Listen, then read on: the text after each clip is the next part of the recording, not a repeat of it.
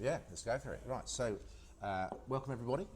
We are live at the, where are we? Oh, the Crossways, yeah, thank you. I have to get that bit in first. We're live at Crossways. Well, not really. We are live at the moment, at the time of speaking, obviously, but this is a podcast. So, cheers, Will. He's back there somewhere. There he is. Cheers, cheers. He's behind the bar. Thanks for having us. And we're here with new club captain, Tommy van der Laan. And to a lesser extent, we've also got Martin as well. Thanks, mate. So that's all right. Okay. No, So, as I was saying, Tommy, new captain for this season. First things first, how does it feel to be the captain of Newcastle Town?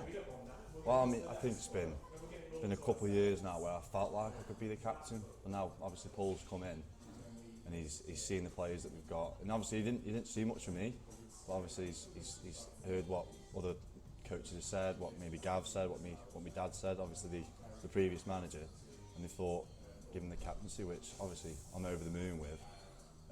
But like I said, I've said to you before, as a captain, you need to be a leader, don't you? And I think over the past years I've showed that. So, for definitely, I think I'm buzzing with it really.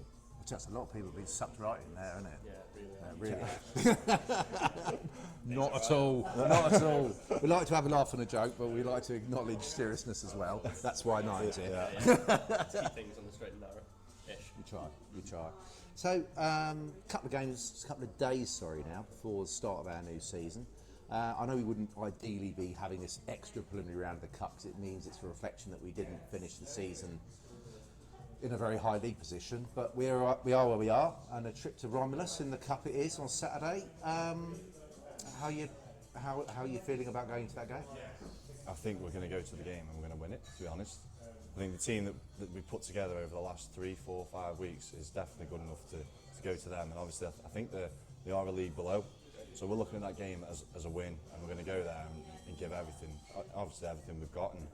And as Paul spoke to me and spoke to the other players in the team, he wants us to press, be aggressive, put the ball forward as fast as we can, and that's the game plan.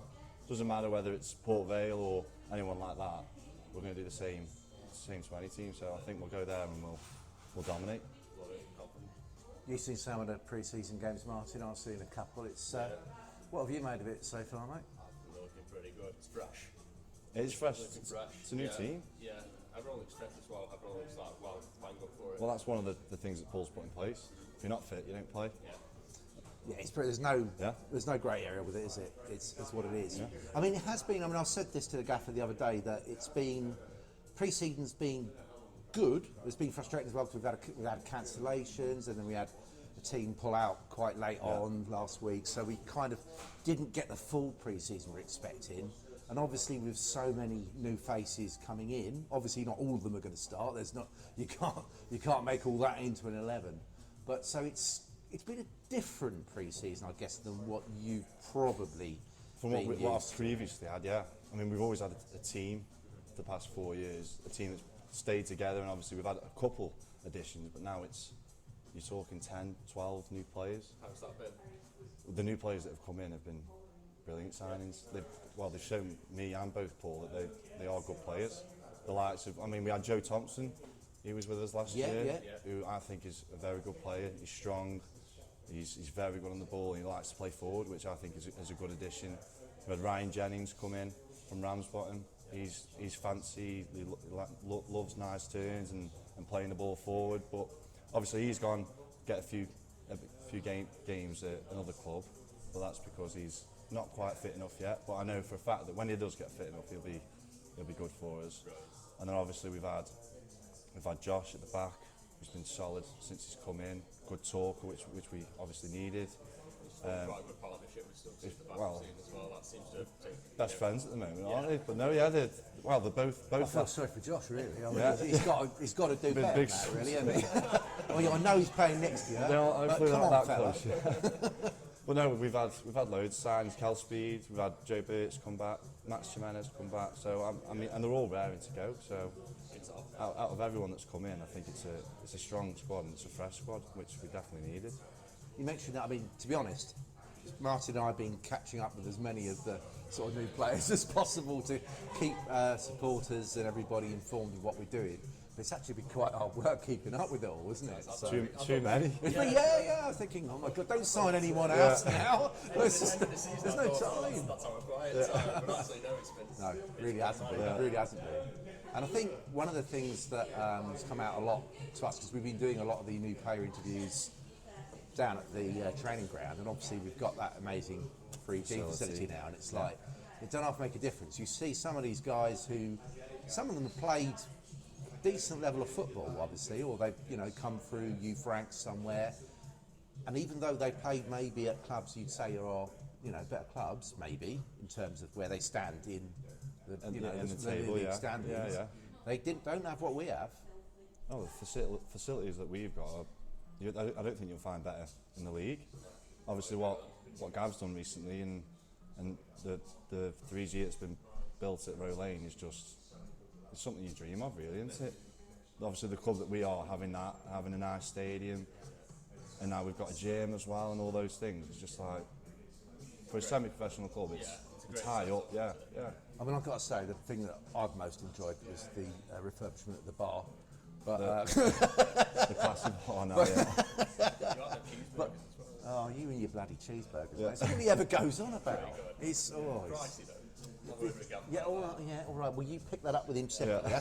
That's not what we're here to do today. My job. We're in the media team. I'll put a word in. Who's on cheeseburger duty? Right. Yeah. Okay. Fair enough. Yeah, it's on the record now. Right. Noted.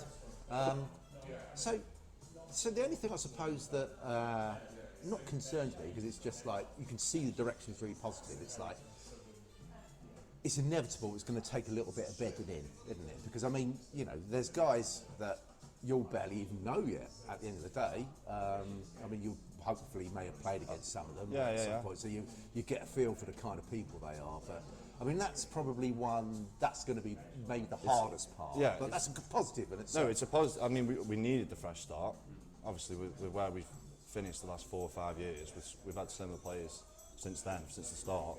We needed the fresh start, we needed these new players coming in and a nice change. But it's going to take 1-2 months maybe to gel together. I mean, I think we've already gelled together already. Don't say that, because no one will come and watch us till October, otherwise. We've got to bring people in now. Well, it just takes time for a team to gel together. And I think that as the captain now, it's got to be my job to make sure that happens as quick as it can. But as you've seen in pre-season, we did struggle at the start, and then we come up against Port Vale and then Northwich Vicks, where we showed what we can do.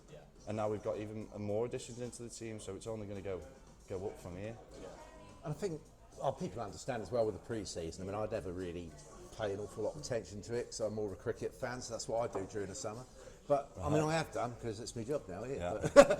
But it is about getting games in the legs. It's great that we had banged some goals in against Norwich, and it's brilliant that we were able to contain Port Vale really to virtually nothing over 90 minutes against a team that had a few first team players in there. Yeah, exactly. So that would be like, they would be expected to win, obviously.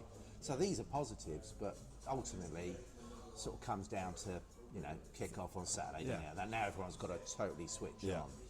I mean, pre-season's just minutes, and obviously Paul's just used it to find out which players he wants, who fits his team, and who's fit enough.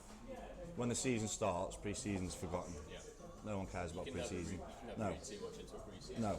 It's the first 5 games of the season where you have to look at it and think, where are we? Have we got the wins, or are we not doing so good? But I'm pretty confident that we'll go to Romulus at the start of the season, first game, and we'll get the win. And then obviously we have got a tough start to the season. I think we've got. Is it? No, I forgot now. Bootle, was it? Or Bootle, Hensford. Hensford's first home game. Yeah, Runcorn, and then Hanley. But if you look at it, our league. Hanley, no bother. No.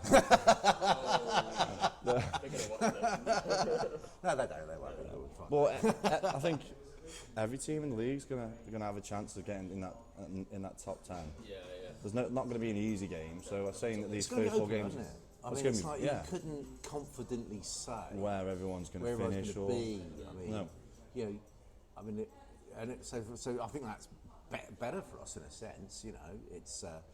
I mean, like last season, obviously Macclesfield were always going to be far and away the favourites, although they didn't have it all their strongly, which shows that there's some good teams in the league anyway. Oh, it's very, very and strong. we've got, we've got different sides coming in now, and I mean, I've no idea what to expect from, say, Avro or something. I think, apart from I am looking forward to the nose bag. There is some very, very decent food there, but it won't interest you, being a prime After athlete. the game, a prime athlete. Speaking of which, actually, we should point it out to the gaffer in case you catch up later. You only on single vodka tonics. Only single vodka tonics. Yeah, so we're looking after him, Paul.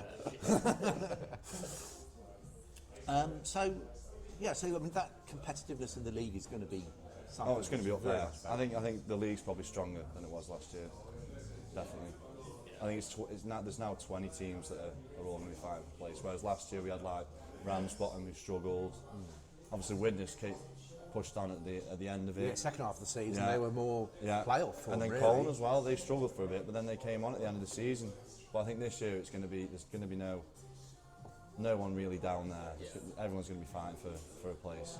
Yeah, it was like towards the end last season. It was pretty close. It was competitive. At one point, when we were at home to Trafford, I think when we went 1-0 up, I'm sure we were 12th in the league at that point. Just because and that's how tight it was. He had a nosebleed, so I can confirm that we were looking towards the top half of the table. People were excited on the sidelines. No, we were like. I think that was just you, actually. We were 6-7 points off 10th or something like that. There's a lot of times where during sort of towards the, say, 2 months out from the season, where if we'd got a result, especially their midweek games, we had a run and we didn't play so good in some of them. Well, we midweek finished games. before we had you got injured in one of them, I think. I got about injured. 4 minutes or something. I did my hamstring after about 4 minutes. Yeah, he got injured, everything fell apart. that's his version of the story, anyway. I got injured way too much last year. So I just got to keep on So track. on that front, Tommy, because I think this is something that your old man referred to before about, you're obviously quite a lean fella, but you say you've been working on the bulk a bit. I've already worked on the bulk. It might not look it, but compared to how we used to be. That wasn't meant to be disrespectful, because I've been working on the bulk too. I can see. Oh, thank you. He's done well, hasn't he? Before I was like 18, I was 6'2" and like 65 kilos, and I was trying to get in the first team, and I knew it wasn't going to happen. Technically, I was good enough, but physically, I just wasn't there. I just got pushed off the ball, and I knew that if I wanted to play at this level, I needed to eat some food and get in the gym. So I spent 2 years smashing the gym, eating as much food as I can. And I'm still You a spent slim. 2 years smashing the gym. You've still got a membership. I've still got, but that 2 years got me to where I am now. And obviously I still go to the gym now, but I needed that to push on. And when I was like 17 or so, I was not really happy with my football. Through the Newcastle Academy, because obviously I've been with Newcastle since I was like 14. I was always good enough on the ball, but physically I just wasn't there, and I never got enough game time that I wanted. And come like when I was 16, 17, I wasn't happy with playing football, and I was thinking, is this worth it? Because I was having a good game, and I was just getting put on the bench, and it was just because I wasn't big enough. So at that point I was thinking, do I want to carry on with this? And then obviously my dad got in my head and just said, you are good enough, you just need to stick with it, which hats off to him. He got in my head the whole time and just said, you can do this. Good fatherly advice. Yeah, it was, He was there for me, and I basically just said, right, I need to get in the gym, I need to put some weight on, and then I'm here now, captain of Newcastle. So that was Town. kind of a big turning point for you then, in the sense you might have been drifting quite a bit, and then you got your focus back at that point. Yeah, 100%. My focus was probably completely gone. I wasn't enjoying it, and then as soon as I realised that I can put some weight on, and if I do, and I was physical enough, that I could compete at this level. Was that tough? The food and the weight? It was. It wasn't torture, but it was like being such a slim lad. I had to eat 4,000 or 5,000 calories at 6 meals a day. Sounds like heaven to me. No, honestly, it was awful. The eating part was the hard part. In the gym was fine. Was it clean as well? Clean eating? No, it was, but then it was just calories. Are we talking like oat cake based diet or? Honestly, I'd eat anything. Wow. Yeah. and I would always still stay fit. For some reason, I could just. Such a gift. I can relate to that. I can relate to that.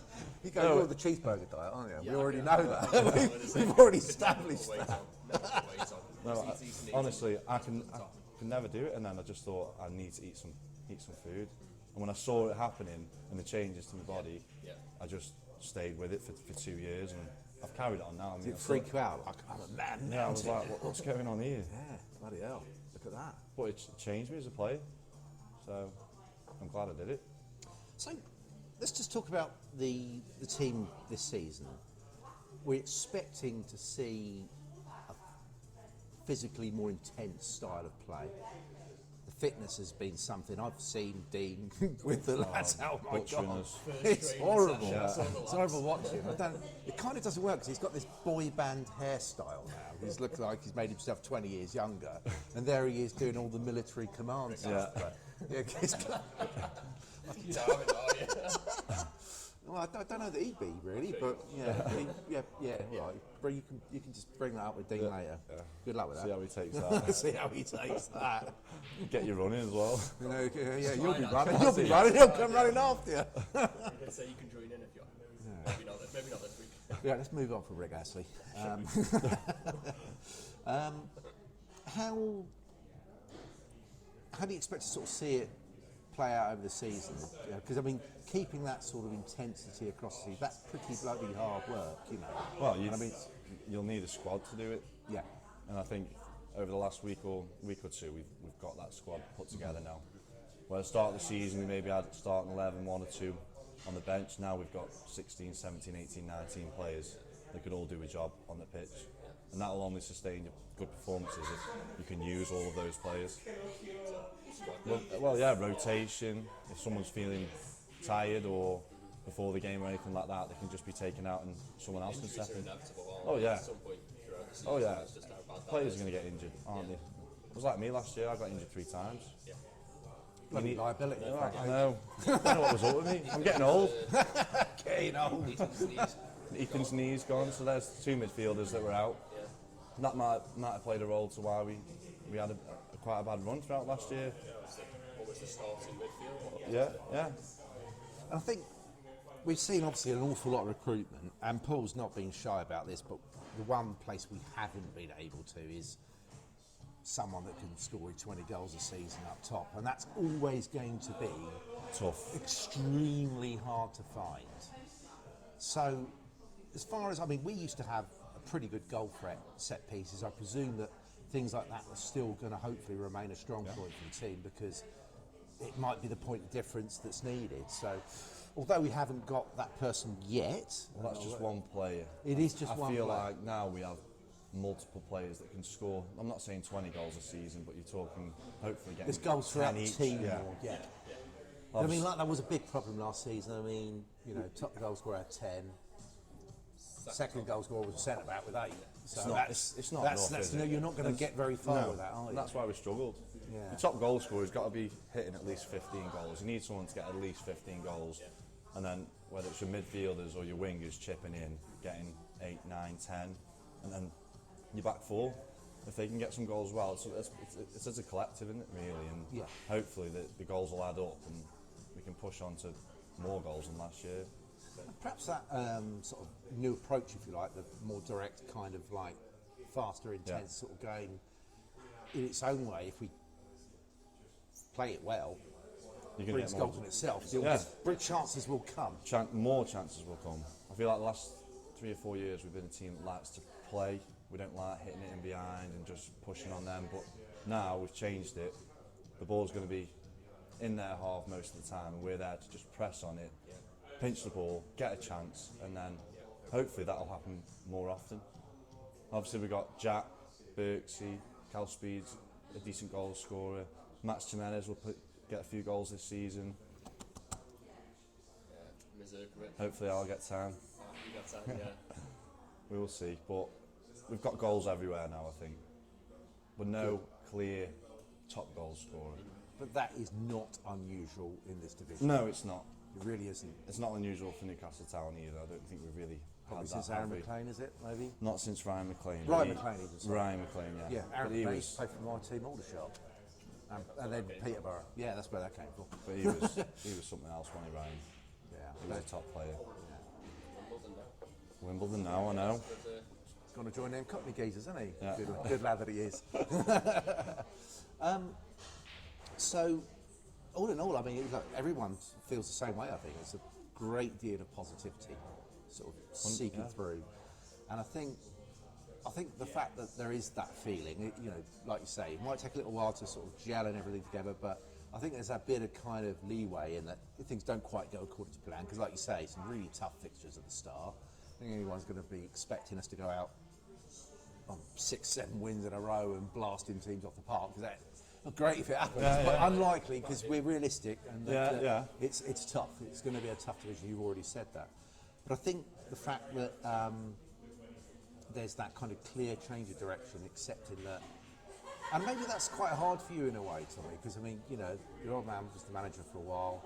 It's different to how it was when your dad was there managing the club, but there's an acceptance that, well, for one, he's done a brilliant job over the time because had virtually no budget to work with.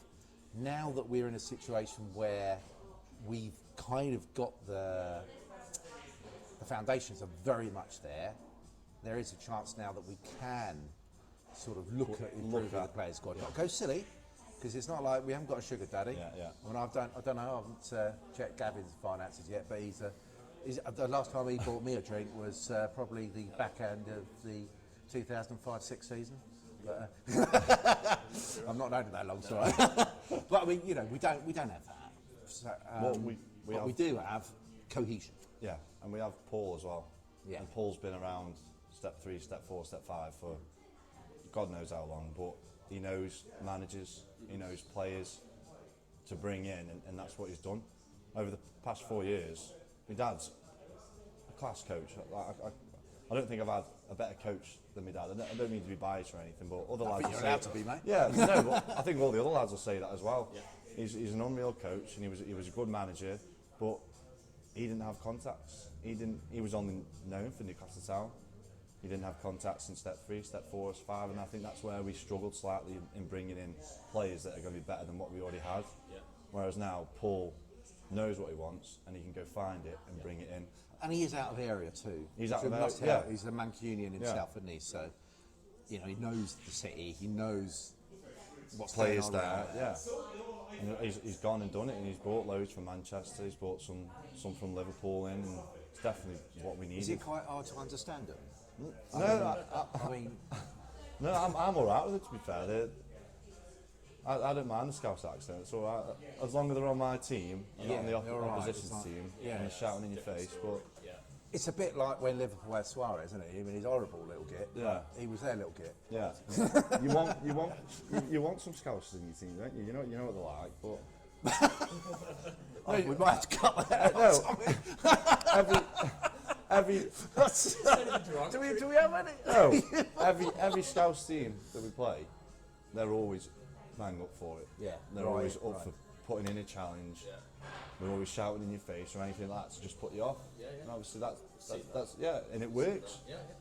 So I think it's kind of interesting to have that blend, isn't it? Really, you've got obviously yourself and Kyle very much sort of local, and we've got other local lads too. But obviously you two, captain and vice captain, I think really seems to me as someone like, you know, looking in, I suppose, but others that aren't working at the club, it's good to keep that base. The base. Well, because I mean, otherwise you just become a club of not mercenaries, but it's like, well, is it Newcastle Town anymore? Yeah. You know, it's like you support a Premier League team, but I mean, I support Tottenham, but you know, apart from Harry Kane, who have we got from London?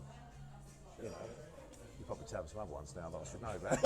But I mean, that's the thing. It's like it's still your club, but we need to keep the core. It means more to people when there's local lads in the side, I think. Well, Newcastle Town's my club. I've been here for, I don't know, God knows how long, since the academy, and then to here now. You're local to the area. Yeah, I'm local to the area. Newcastle Town's all I've known, really. Same with Jack as well. Yeah. He's Newcastle Town. Kyle's been at Newcastle Town for years, and then the likes of Jack Derbyshire, he's a local lad, Slinny. So we need to keep players like that in the team. Because you have to translate Potteries to them, them other ones that aren't from it. But we've got to bring the ones that are coming in and just get them into the squad really. Yeah. I feel like if we didn't have that, it might have been a struggle. But like I said before, we are the glue in the team, so we are needed. It does look like a good group as well. No, From pre-season, what we've seen so far with all the new players coming in, it does still seem a togetherness even in those early days. Well, we still are quite a young side, and I feel like if players that do come in are under 20, 26, 25, they get on with all the lads that are here because they're all similar age. Yeah. And I think that's a big part of why we have gelled together quite well. Yeah. Cool. I've got one more key question. Go for Don't it. worry, it's not going to. I did think about stitching you earlier, but yeah, it's a really key question. Who's going to drive the bus? I believe the gaffer is going to drive the bus. Right. He's going to get to the game, so yeah, it's better. Well, yeah, He's I mean, the I one was who just said he thinking- wanted it, so I guess he's going to be doing it. Right, I was going to say, so I'm just thinking about the dynamics. He's up there in Manchester and all that sort of shizzle, you know. I mean, it's all right for this Saturday because you're coming down south anyway. Yeah. Well, Maybe not proper south, not like where I'm from, obviously. But Maybe I'll have to drive it. You got a license? I've got a license. Yeah. I Jack really had a go at driving it. I had a go at. That doesn't sound like a very positive thing. No, it was not positive whatsoever. I think he stalled about 4 times. It's a tough drive, to be fair. It's quite an old bus, isn't it? Well, we saw it the other night. Cap couldn't get in there, could he? Yeah, but he's not, you know, he's not the smartest, is he? The cap's not the smartest. You know what, Jess. No, I don't think he does. He pretends he does. He watches the first 2 minutes, then gives up. So he doesn't know half of the crap that we come up with about him, to be fair. No, isn't it, just? Yeah. Well. I wanted to. We're not going to do a teammates feature today because you don't know any of them. yeah, because everyone's I know. The most of them. a lot of them are quite.